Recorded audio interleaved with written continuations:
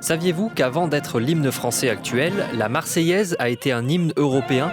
Bon, à l'origine, la Marseillaise, c'est un chant de guerre de la Révolution française. Bien plus tard, Berlioz l'a mise en musique lors de la Révolution de 1830 qui met fin au règne de Charles X.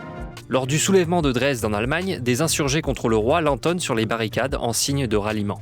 Donc c'était un petit peu l'international du 19e siècle, la Marseillaise. Le compositeur Franz Liszt en proposera aussi une version en 1872. Liszt, c'est un Européen par excellence. Il est né dans l'Empire d'Autriche, il a vécu en Suisse, en Italie et surtout en France, où il a connu son grand amour et où ses enfants sont nés. Dans toutes les actions des intellectuels, il y a cette rencontre entre l'universel, puisque la Marseillaise se veut un chant de liberté, et puis le particulier. Chacun a quand même des racines. Parfois, ça devient compliqué de concilier les deux. On peut donc imaginer que lorsqu'il compose sa Marseillaise, au lendemain de la déroute française contre la Prusse et ses alliés, il est affecté par la défaite de son pays d'accueil. Une bonne illustration du fait que la Marseillaise est au 19e le reflet du tiraillement des identités entre construction identitaire européenne et montée des nationalismes. Toute ressemblance avec notre époque n'est que fortuite.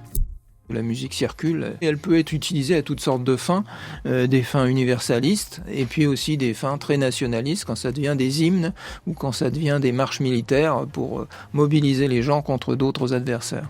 Pour en apprendre plus sur le sujet, c'est dans cet épisode du cours de l'histoire.